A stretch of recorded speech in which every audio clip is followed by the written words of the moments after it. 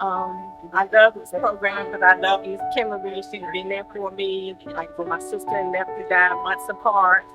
And she helped me understand that I did all I could do as far as taking care of them.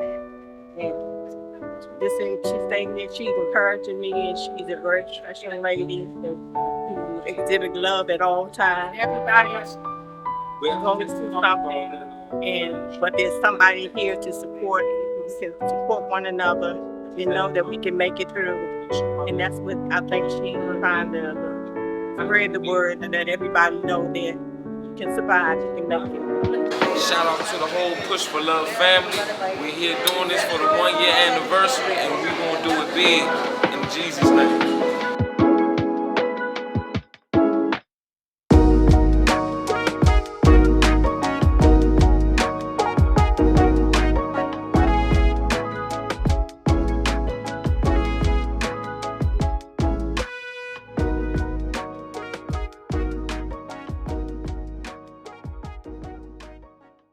To have a space full of love and care and beauty, and to recognize the different identities that we have, not just our identities as caregivers, but our identities as people, as humans, and all the different interests and things that who we are in our lives.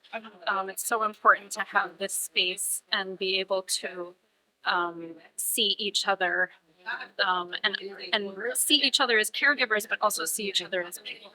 And that we have someone to connect with. And I mean, I was just blown away by the whole experience.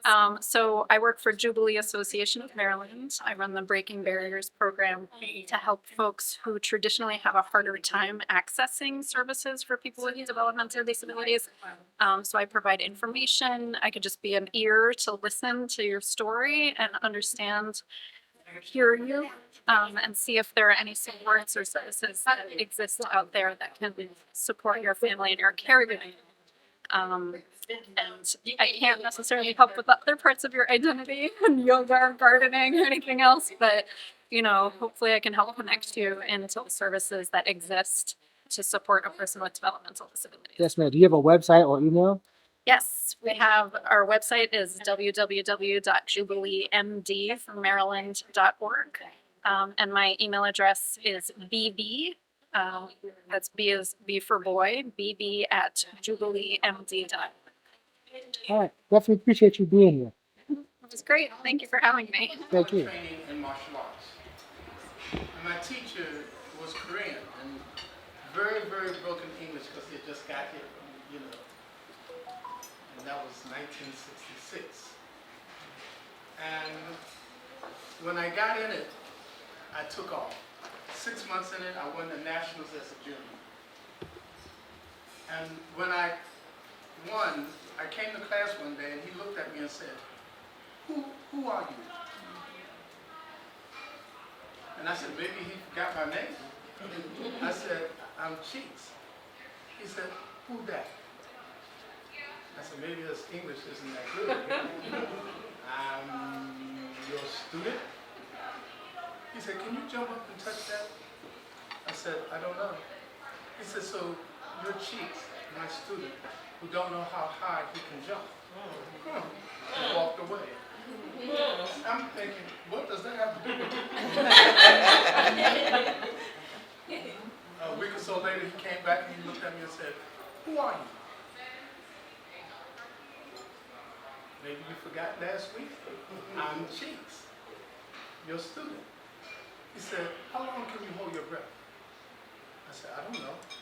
He said, so your Cheeks, my student, who don't know how high he can jump or how long he can hold his breath. And walked away. And I'm like, what does this have to do with training, Each week he came back and asked me, and it was like, can you run up that wall? I don't know. So your Cheeks, my student, who don't know how high he can jump, how long he can hold his breath, who don't know if he can run up the wall. Then I thought I would come up with a really good one. I said, I'm my mother's son. Let me see you do something with that one. He said, how long can you run? How long can I run? I don't know. So you are your mother's son, my student, who don't know how high he can jump, don't know how long he can hold his breath. He went down the whole day, he would remember.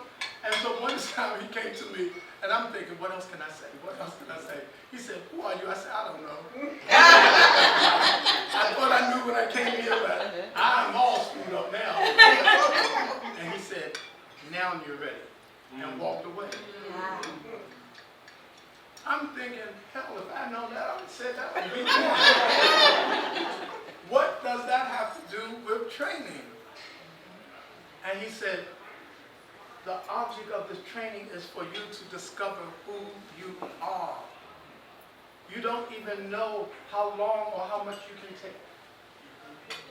He pushed me and pushed me and pushed me, and I was blessed to be rated in the top 10 in the United States. I won a silver medal in the World Championships in Korea.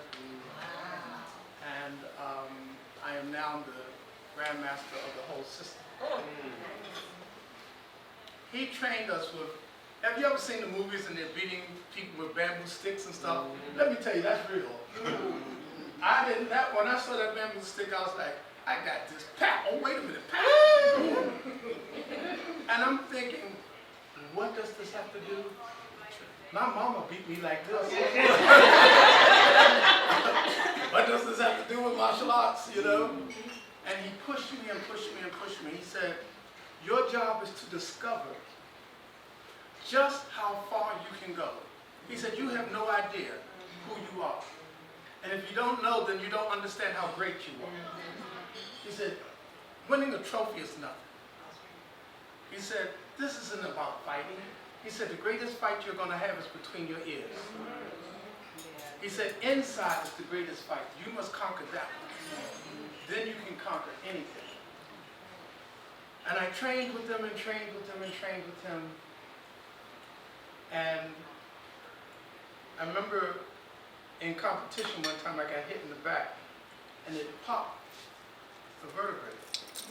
And I was laying on the floor, my legs twisted. And that was at Madison Square Garden. Cameras everywhere, and I'm going, okay, make this look good. You can't get up. I said, just call my teacher, please.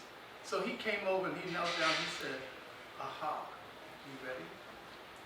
I said, ready to stand up.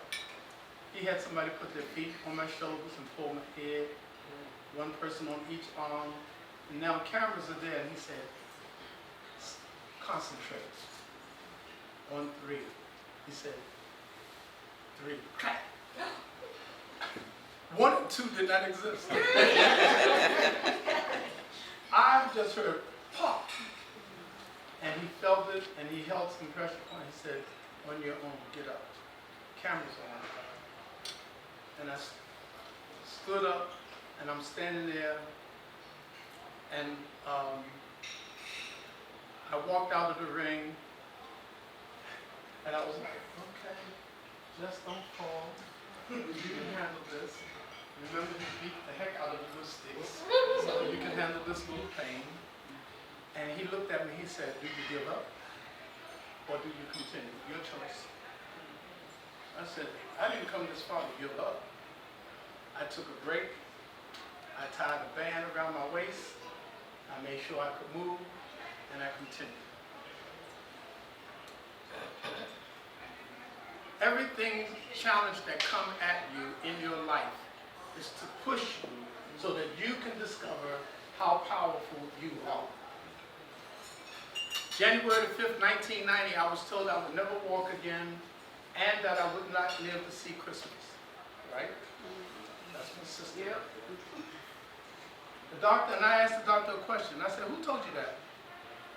He said, it's my professional opinion. I said, and I'm safe. A professional opinion is better than a personal opinion. But the key word is opinion. If you told me that God called you to tell me that I'm not going to walk again, I say, bring me a wheelchair and I'll pop a wheelie, get up out of here, and somewhere before Christmas I would simply go, and I'll be good. I said, the difference between me and you, I know where I'm going when I leave and you don't.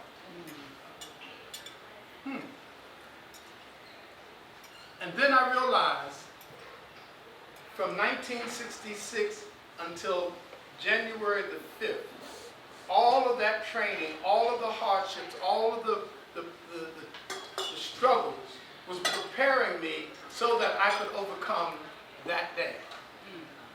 And on that day, I had a choice. I could either listen to the doctor and give up, or I could take all of the training and get through it. What's the difference between a piece of coal and a diamond? Pressure.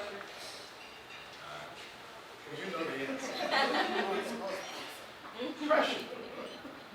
Ask anybody for a piece of coal, they'll give it to you. Ask the same person for a diamond and see what happens. The pressure that you're going through is preparing you so that you can pop up as a beautiful. I tell people, if you've never seen a 200-pound black diamond, look up here. Finished, polished, ooh yes, shining, yes, bright. That's the attitude that you got to have. All the pressure that you're going through is preparing you so that you can shine bright in the times of difficulty. You think being a caregiver, this is your preparation. I know some of y'all thinking preparation for what?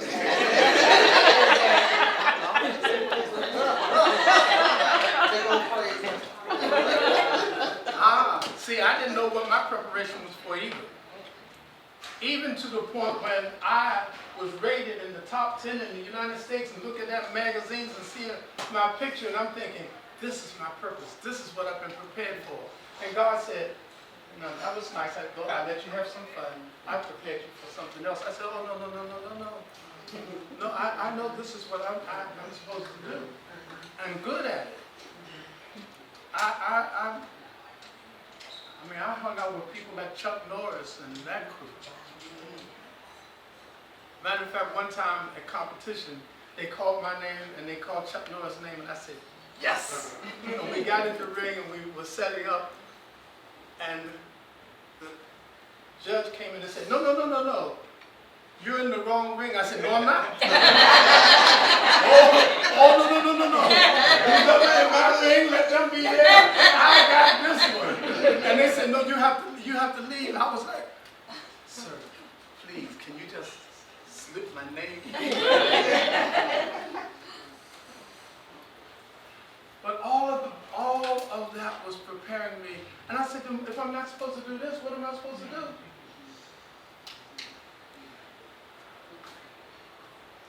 So, January the 5th.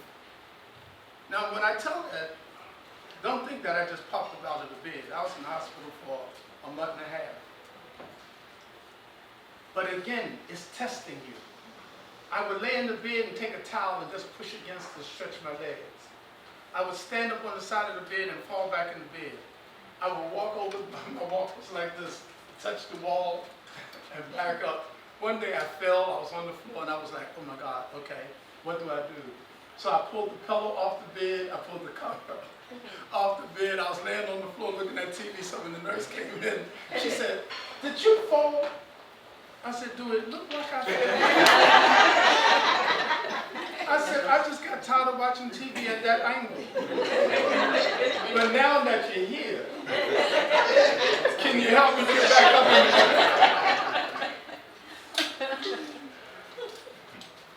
All the struggles that you're going through is preparing you for something that you had no idea was coming.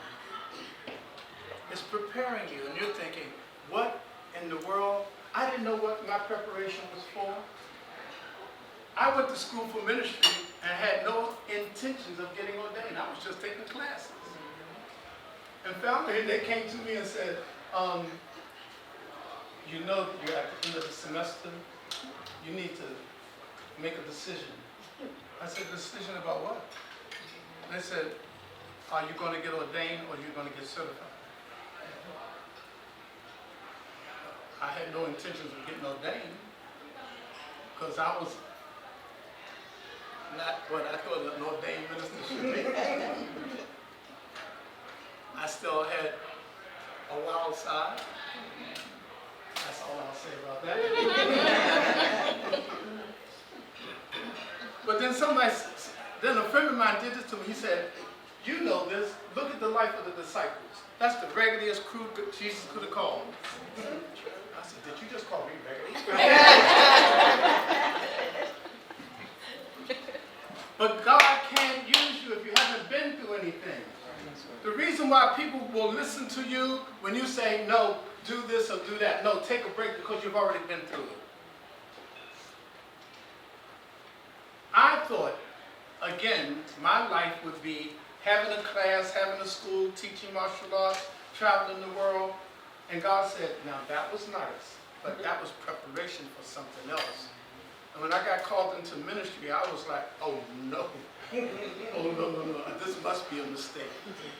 In fact, my teacher called me, we had to sit before a board to be examined. And about 5 minutes in, they said to me, what would you say if we told you we don't think that you're ready? I said, do what you gotta do. I'm already out in the street helping people. I go to the hospitals and work with people. So if you don't think I should be ordained, I figured since they put it there, I just will go ahead on this sliding board. I said, do what you got to do. They looked at me and looked at each other and whispered. And they said, thank you, your process has ended. I said, okay. Pushed that one right off the cliff, didn't you? And I walked out and students said, my classmate said, you on break? I said, yeah, permanent.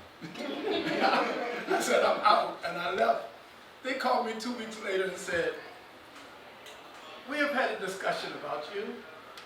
We figure it's safer to ordain you than let you run wild. That's how I got ordained. I remember when I was getting ordained, I looked at my mother and just went. But God had all of that was preparation for me to go into ministry. For me to do the kind of ministry that I do, that's not for wimps. Everybody can't hold somebody's hand at the last minute they're taking their last breath. Some people, I've been cussed out so many times, I tell people, please, can you get some new words? I've heard all of these before, a new combination of something. But I work with people that are in pain, so I don't take it personal. And you know what it's like to be in pain. And you know you can't take it personal. Sometimes you just have to take, I had some best advice. I had a teacher that said to me, we were doing pastoral care work, and she said, every one of you need a cuss room. She said, people working with people are going to make you cuss. So have a cuss room that you can go and cuss, and then you can come back out. I was speaking one time and I saw her and I said, Dr. Wiley, I took your advice. I have a cuss room. I even have a portable cuss room. I bring it with me. I don't always make it in there, but at least I have a cuss room. Because doing this work will make you cuss. Being the caregivers that you are. Anybody ever had those moments that you just wanted to cuss? Free yourself, free yourself. You said romance.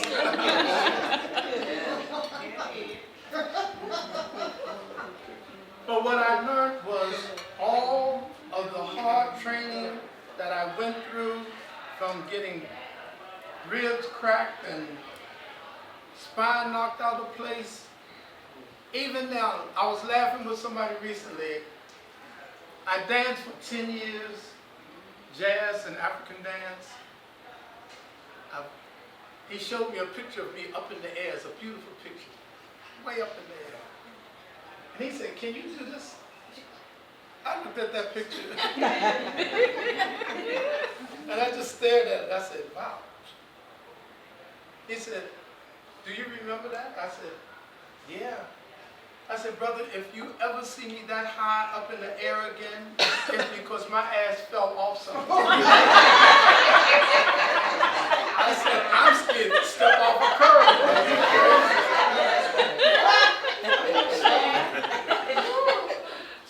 I said, this picture is me in my 20s. I said, I'm almost 72. I'm not even trying that was preparation for me to be at this stage of my life. What you're going through is the preparation for you to be at this stage of your, and you don't even know what the next stage is. I dare you to call what your next stage is, and God will call a bunch of angels and go watch that one right there. Oh, you think you know what's next. But I'm telling you this. This will test your faith to the end. This will test your faith. And one of the best things to do is to have, you know this, that you can't tell everybody what you're going through. Because most of the people around you have no clue what it is. Because they've never been a caregiver. Right? And because they can come in and help, and when they're tired, they can go home. Only thing you can do is go to the next room. And cussing is just for the moment. I said, long term. He said, but your behavior isn't saying long term. You're getting ready to burn out. And what did I tell you? He said, all the problems that are there when you walk away and take a break, trust me, when you turn around and come back, all of them are going to be right there for you. He said, so you got to take a break every once in a while. He said, remember, you're a representative of, you are not it. Pop my little ego for a minute. And I had to check every once in a while to make sure that I was taking care of me. I'm glad this came before I lay on the floor. I had a hip operation and they cut a nerve in my leg and it goes numb. And I had to look at that and I said, even this is part of my preparation. When I realized I had to walk with a cane, I said, don't worry, I'm going to make it look good. Yeah. Oh, yes, indeed. I come down the street, baby, and they know it's me. Hello.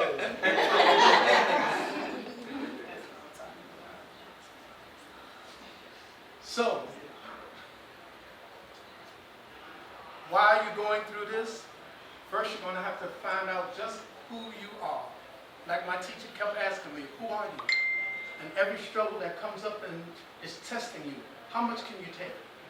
Who are you? Are you a diamond or are you a piece of coal? Are you a diamond or have you been polished? Or are there still some edges? I think that I'm looking at diamonds. Even if you don't recognize it. Although I have changed that. You do recognize it, that's why you're here. Now some of you may have come in kicking and screaming, but you're here. So, the next time the pressure is on you, I'm going to give you the advice that my mentor gave me. Make sure you have a cuss room that you can go in. Anybody already have a cuss room? Y'all know y'all do. Go on, raise your hand. Go on, raise your hand. Go on. You know what I'm saying? Nobody wants to put your hand up. Wait a minute, see, here's the beauty of being able to look at people. Two people raise their hands and the other one's went. Okay. It's okay. That's it. That's the one. I told you I had one. I told you I don't always make it in. I had to tell some people that were with me one day, somebody did something, I said, and they looked at me. I said, baby, if you can't handle that, you don't need to be around me. I said, I'm just modeling myself after Jesus. Oh, he did cuss people out. I love it. In the scriptures they say, he said, get thee out of here. That's not cussing. That's not cussing. I had a teacher that cussed us out in Hebrew. We all looked and started laughing. We said, we don't know what you said, but we know you're cussing us out. So every once in a while, go ahead and cuss. And then get back in the game. And just trust that the Spirit has something great for you. And that you have no idea what it is yet. I had no idea what mine was. I told myself I was retiring, what, a year ago? 2 years ago. 2 years ago? A week after I said it, I got a phone call. Ring. Yes. Can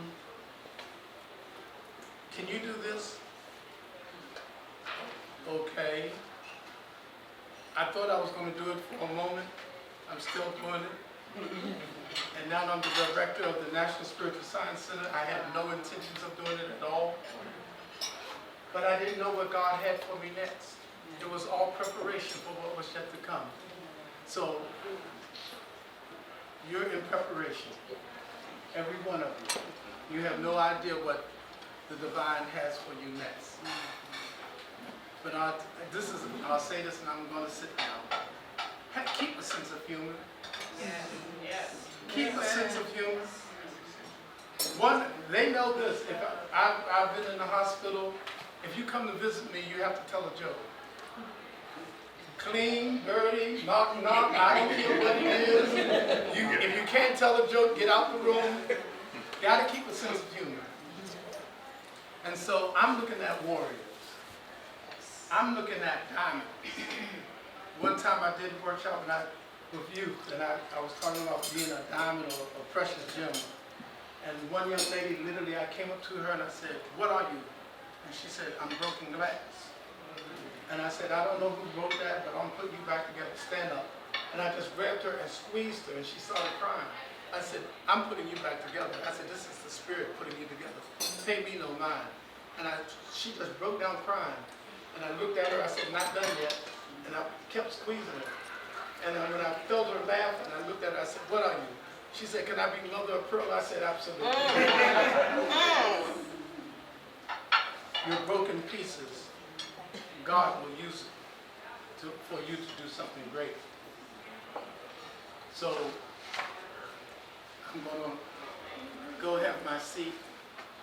I thank you for listening to my craziness. Thank you. I thank you for allowing me to look at diamonds and rubies and pearls and sapphires. And don't be surprised what the next part of your journey is. Thank you.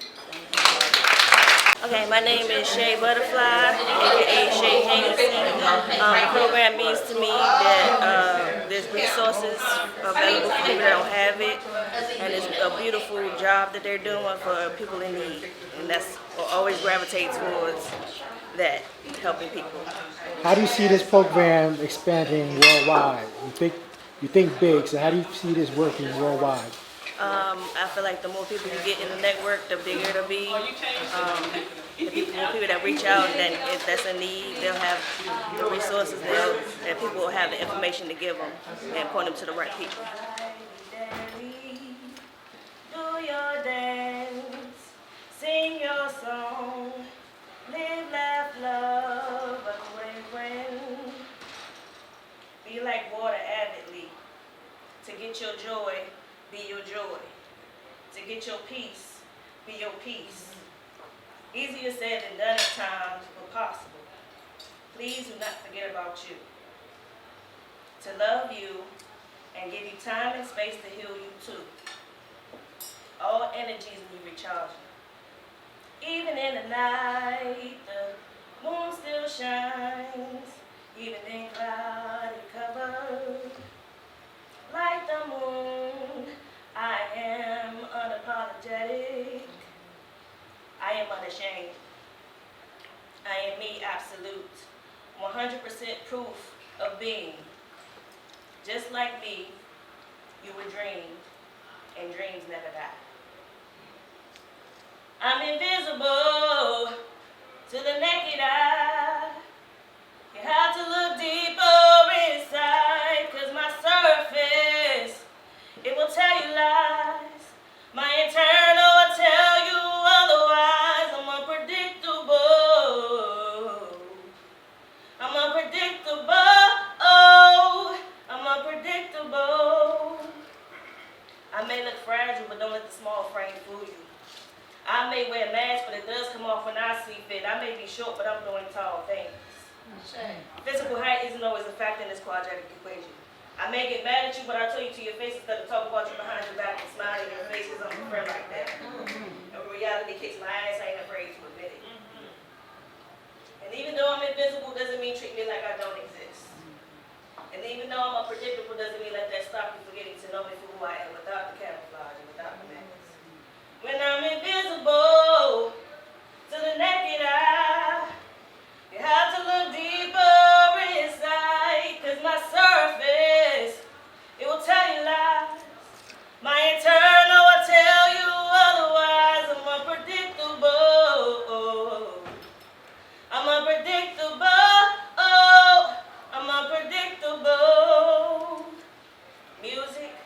is my getaway.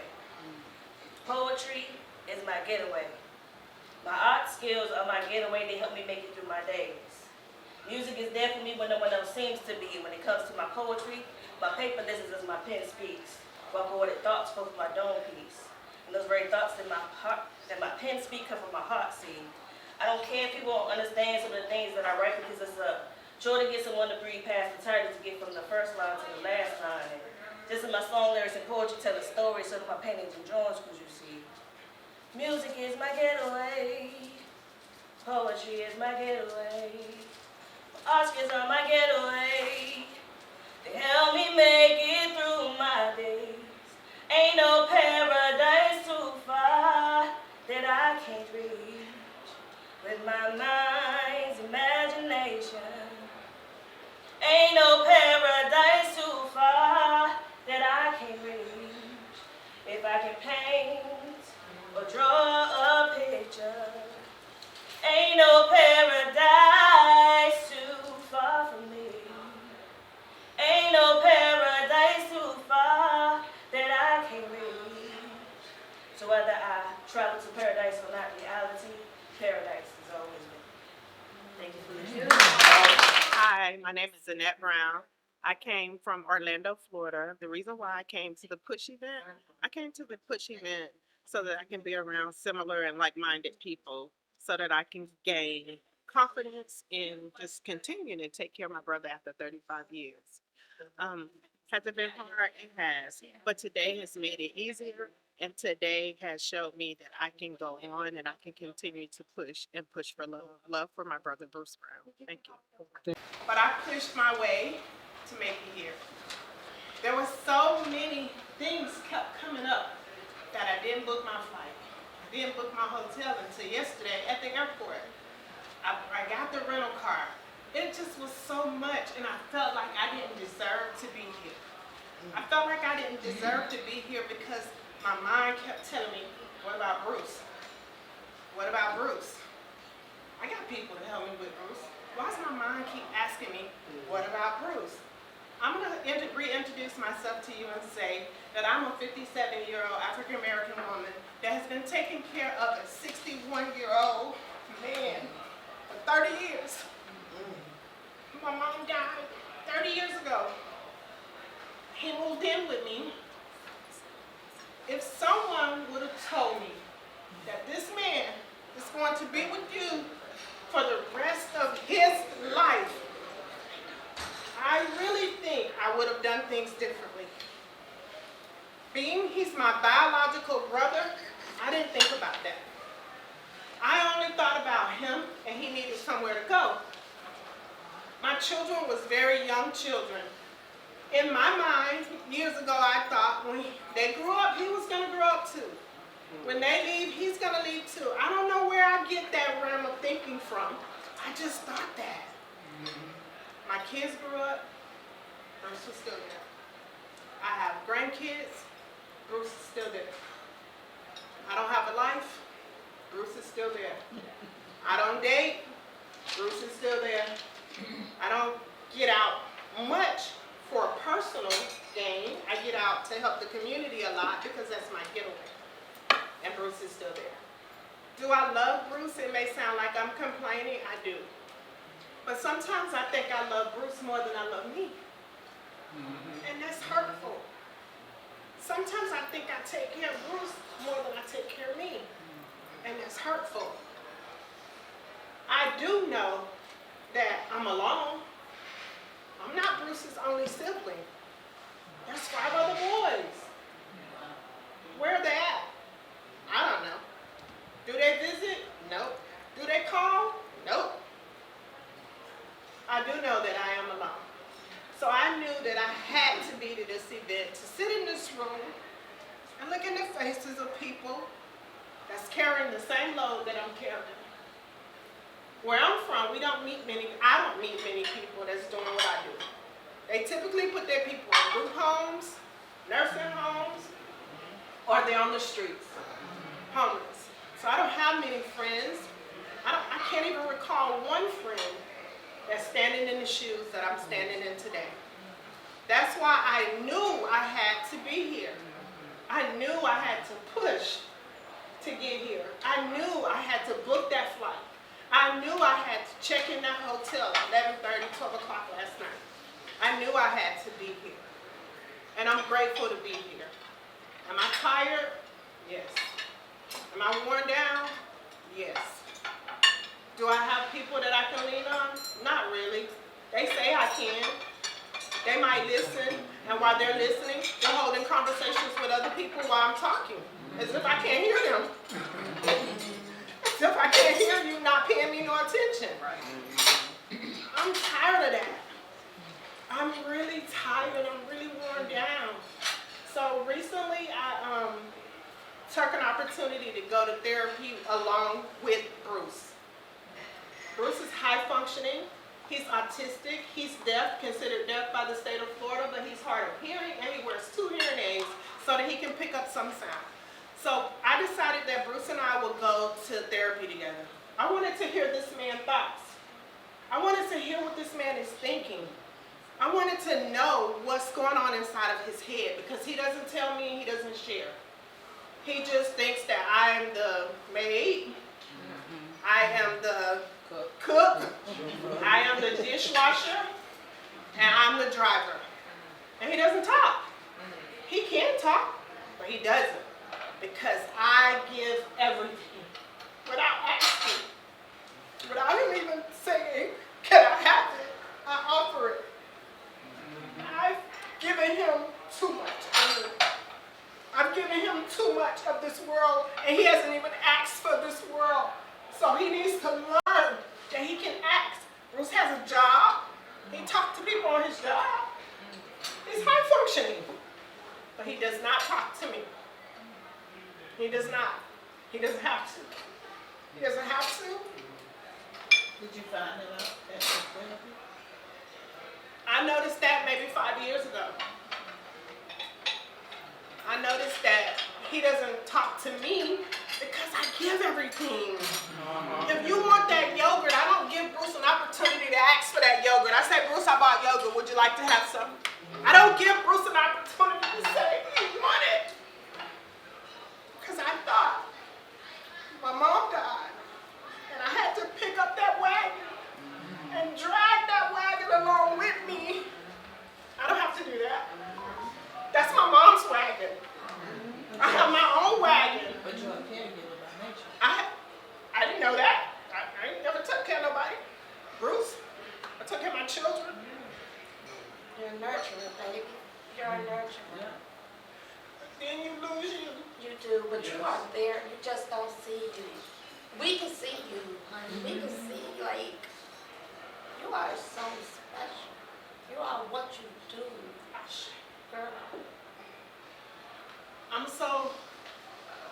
I don't want to use the word broken, because I do realize broken crayons still color. I do. I realize that broken crayons still color. But I'm so lost. I did this today, and I shared it with people. I'm trying to find the whole me. I haven't went on a date in 10 years. I'm trying to find the whole me. I'm trying. And I feel like if I find me, it leaves Bruce behind. But what's wrong with that? What's wrong with that? I don't think we necessarily have to leave them behind. If I begin to live my life wholeheartedly, I won't have this anymore. I want to travel. I want to get out. I want to date. I want to fall in love again. I want to live. It's going to leave us behind. But what's wrong with that? Absolutely nothing. Nothing. There's group homes, the program you talked about. We have those programs in Florida. It's called The Well. I can get help to take care of Bruce. Someone's taking care of him now. What's wrong with me leaving him behind? I just feel like it's not fair, because he didn't ask to be autistic. He didn't ask to be deaf. He didn't ask for those things, but neither did I. And it's time for me to realize neither did I. Bruce is not my child, he's my brother. And I think 30 years ago, I adopted Bruce in my mind as if he's my child. He's not. He's my brother. I love him and nothing will change from me loving him. But I want more of me. I want me back. Yes. I want to love me. I want experiences with or without Bruce. I want experiences.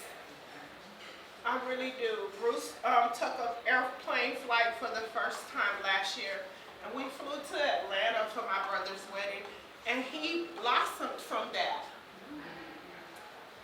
I've learned through therapy, if I cut this string from me and Bruce, Bruce will blossom, and I will too. I flew up here today to cut the string. I'll say one thing to all of you. You can't give away what you don't have. One of the strongest things you can do is to fall in love with yourself. Bruce gonna be fine. Because guess what? If you drop dead today, they're gonna move right on. So fall in love with yourself. You can't give away what you don't have. Give yourself roses. I have a motto: do something every day to yourself, for yourself, by yourself, to say to yourself, I love me. I love me. It ain't got nothing to do with Bruce. This is my sister. This is my niece. I love them. But I can't love them if I don't love me. Right. So take care of yourself. It's one of the greatest things you can do. Remember I told you you're going to be under pressure. And that's why you need a cuss room. And listen, you're not by yourself anymore. Look around the room. That's right. Look around the room. So make sure you get some numbers before you get out of here. Some of y'all are willing to connect with her to make sure that she has that kind of support. You're not by yourself. Not anymore. Okay? Amen. All right.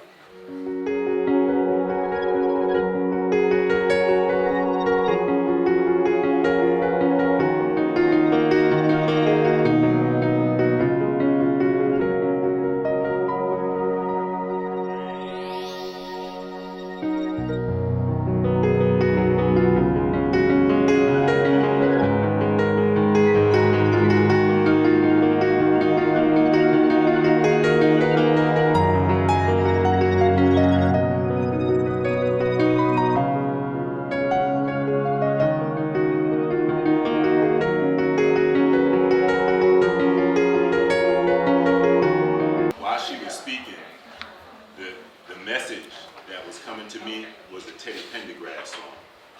You can't hide from yourself. Everywhere you go, there you are. She said for 30 years, she's been giving herself.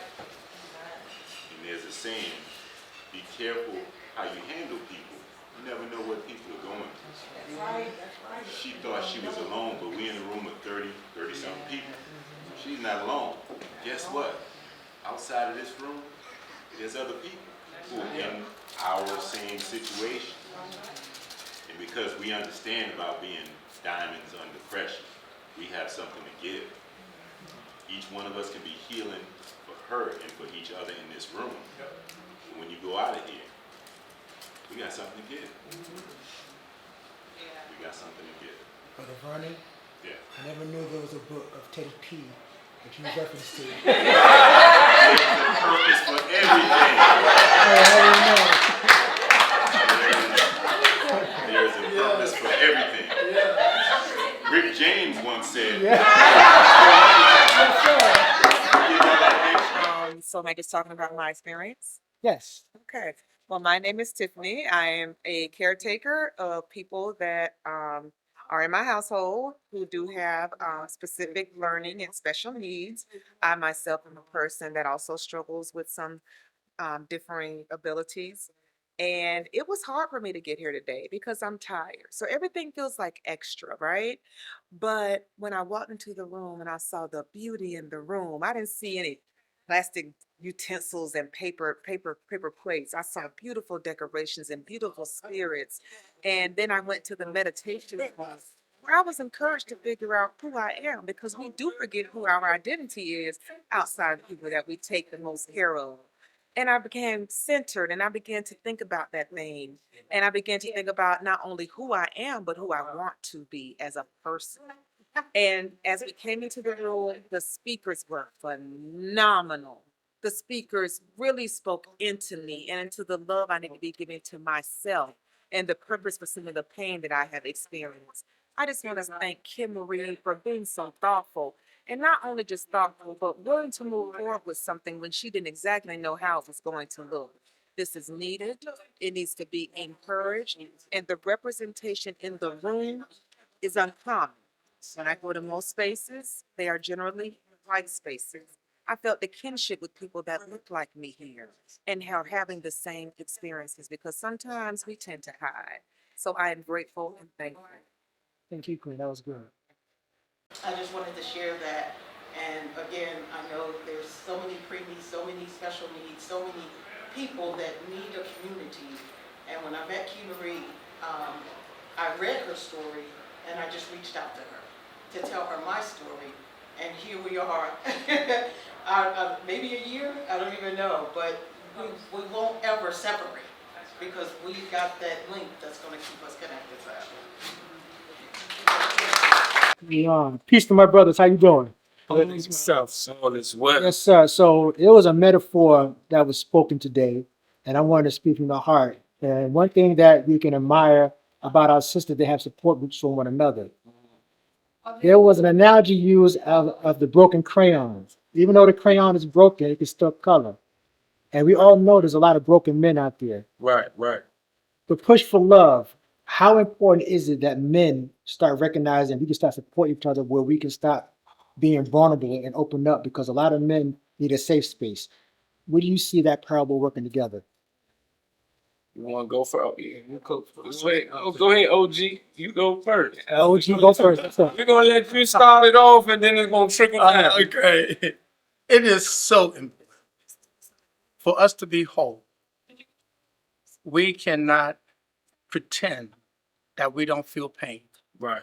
For us to be whole, we have to also model to our younger men how we can handle the pain, and that it is okay to say, I'm in trouble. Right. It's okay to say, I hurt. Right. It's okay to say, I need you. It's okay to say, I can't do that. We live in that old, that's a falsehood. That, the shortest scripture in the Bible got 2 words: Jesus wealth. And I said, why didn't they say more? It's good. Because it could have read like Jesus was snotting and balling and rolling in the dirt. No, Right. let's see. Jesus cried and tore his shirt. And, no, let's Right. Jesus will. Make it short. Our brothers need to know that it is okay to cry. Right. It is okay to weep. Right. It is okay to hug each other. It is okay to just be that. Right. And that's what a real man is. Right. That's what a real man is. So we have to model it also. And so to sit in groups and to talk and to share with each other our feeling, that does not make you less of a man. It makes you more of a man. There you go. Tag. So I think along with that comes responsibility. Yeah. We have to step up as men, although we don't know how to do that at times, but we have to take the responsibility for our children, first of all, and even for our fathers. The relationships that we have with our fathers a lot of times are broken and not together.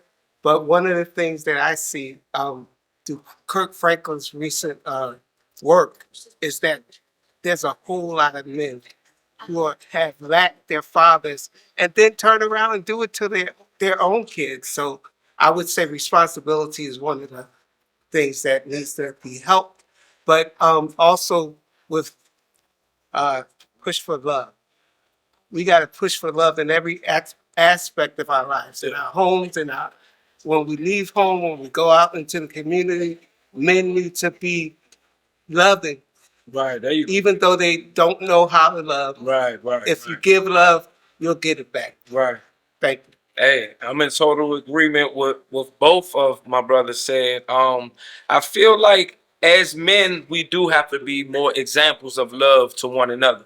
I feel like it shouldn't be such a stipulation on if I hug my brother or if I embrace him that it got to be seen as homosexual or weak trait that I don't show my emotions and I got to walk around like this. Half the time that's letting me know that you weak, but you just hide and you fronting your move because you trying to put on, that's like a broken dog. If you ever came up to a dog that was wounded, the first thing he going to do is attack and get, but that's because he's weak for real. He's vulnerable. And I think we need more men to show that it's okay to show emotions, but not allow your emotions to control you. It's okay to show your emotions, but not give full vent to your anger, but to know how to be able to come to somebody and say, listen, I'm going through it. I need you. I need a hug, man. I need somebody to embrace me. I think that should be, we have to be examples. It shouldn't be such a normalcy that of us got to keep walking around like ain't nothing bothering us. And that shouldn't be such a normalcy. Then when I see my brother like in DC, when you walking down the street, half the time, what we doing? We mugging on each other. You mugging, Feeling you know what I'm saying? Yeah. It should be more so when I'm walking down the street. I mean, old school, like, what's up, brother? How you doing, brother? How you feel, brother? You good? You good? Okay, brother. You know what I'm saying? Stay encouraged. If we have more of that, and the younger ones see more of that instead of what they seeing more of now, I guarantee you that it might not stop it. That will help decrease a lot of gun violence, even domestic violence. A lot of areas, sometimes if you fix the smallest things, it'll make the biggest impact.